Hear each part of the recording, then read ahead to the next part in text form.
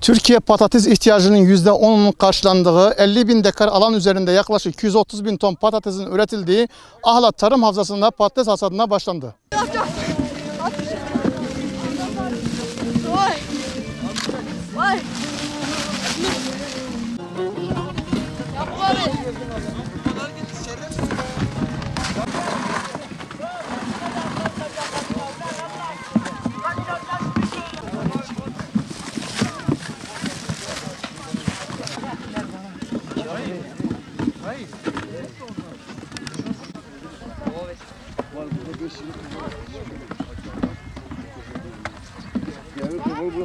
Hadi gençler şunları getirin. Abi kartonu kanat ya. Yarım saat.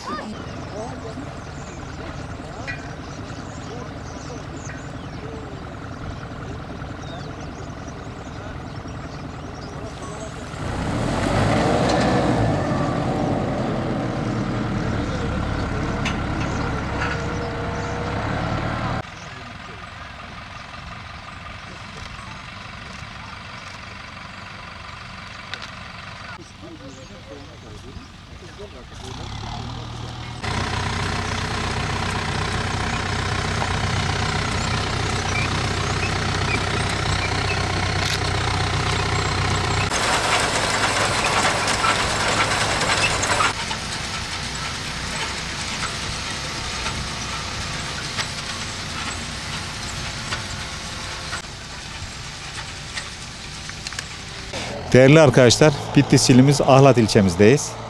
İlimizde malum 2020 yılının hasat şenlikleri devam ediyor. Şu anda hali hazırda patates hasatındayız. Rabbime şükürler olsun, bu sene patatesimiz çok güzel. Patates Bitlis ilimizin önemli değerlerinden biridir. Türkiye'de Bitlis ilinin patates üretimi yadsınacak iyi bir yerdedir Bitlis patates üretiminde bu anlamda. Hem yemeklikte hem sertifikalı tohumluk üretiminde. İlimiz genelinde biz 2020 yılında yaklaşık olarak 50 bin 55 bin dekarlık alanda biz ekim yaptık. Bu seneki rekoltemizin 230 bin tondan fazla olmasını bekliyoruz. 10 bin dekara yakın bir alanda da biz sertifikalı tohumluk üretimimiz var. Patates Bitlis ilimizin stratejik bir ürünüdür. Bu sene gayri safi hasılı anlamında patatesin ilimize katma değerinin tohumluk üretimi, yemeklik üretimiyle beraber bütün katma değeri genel toplamı 350 milyon TL civarında olmasını bekliyoruz. Kıymetli arkadaşlar, bu üretim alanlarımızda tabii bizim üretimlerimizin yanı sıra biz Türkiye genelinde özellikle bölgemizde genç, işsiz genç nüfusumuzun istihdamı anlamında da patates önemli bir üretim alanımızdır. İşte Nisan ayında komşu illerden, bizim komşu ilçelerimizden Ahlat'ımıza yoğun bir mevsimlik göçü yaşanmaktadır. Takriben yıl içerisinde sadece patates alanlarımızdan 7 bin ile 10 bin arasında işçi kardeşimiz gelir burada çalışır. 5-6 ay boyunca biz bunları istihdam ediyoruz. Bu minvalde Tarım ve Orman Bakanlığı olarak biz de patates üreticilerimizin yanındayız. Gerek kırsal kalkınma yatırımlarının desteklenmesi programı kapsamında %50 hibe desteklediğimiz patates depolarının yapımı olsun, işte patates eleme, paketleme, tasnif alet makinesi olsun, mazot gübre desteği anlamında, sertifikalı tohumluk üretimi desteği anlamında bakanlığımız çiftçimizi sürekli desteklemektedir. 2021 yılında da biz inşallah patatesi soframızın vazgeçilmez ürünü olduğu için kısmen destekleyeceğiz. Bu sene ürünlerimiz bereketliydi. Fiyatlar şu anda biraz normal seyrediyor. Patates üretimi Cumhurbaşkanımızın talimatlarına uyarak hiçbir karış boş yer kalmamak şartıyla bütün çiftçilerimiz bu yıl bütün ürünlerini ektiler. Şimdi tabii buğdaydı, fasulyeydi. Şu anda da patates tarlasındayız. Patates tarlasında artık yavaş yavaş sona yaklaşıyoruz. Havaların iyi gitmesiyle de çiftçilerimiz ürünlerini söküyorlar. Tabii bizim Türkiye genelinde yaklaşık olarak patates üretiminde 9. sıradayız. Yaklaşık olarak %10'unu biz karşılıyoruz patates ihtiyacının. Fiyatlarımız şu anda istediğimiz düzeyde değil. İnşallah yavaş yavaş düzeleceğine iniyoruz. Tabii Türkiye'nin bütün hemen hemen Doğu ve Güneydoğu illerine gönderiyoruz.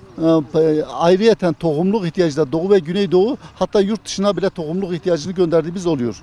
Emirul bacarime bittisi kazamel halatine berefkirna kartolaya zamanı üye İsal kartoleme bacarime de tahmini neskap 5000 donum me kartola bitti bu. Memleketime de buna xarınıj, buna tohumluğu em kartola evtkin, çetkin.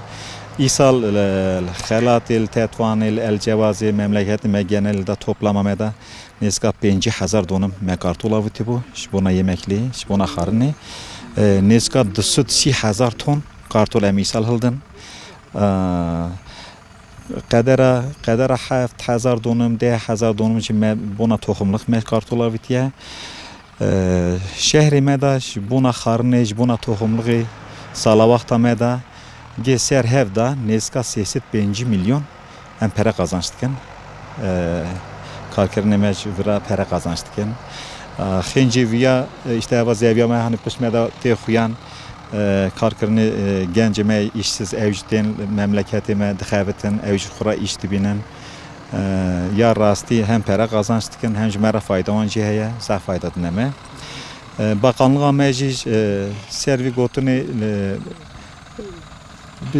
karkerine xura bir hevali mera çiftçi mera beraber hem için bakanlık zav destekte çiftçiye İsalcı kartolu mezar bereket bun. Xudi bereket ev zede bike. İnşallah sağla peşemeci. Emi disa kartolu xud zede bavejin. Emi disa insanı xud teri biken. Şehrime disa kazanç bike. Bir bereket be.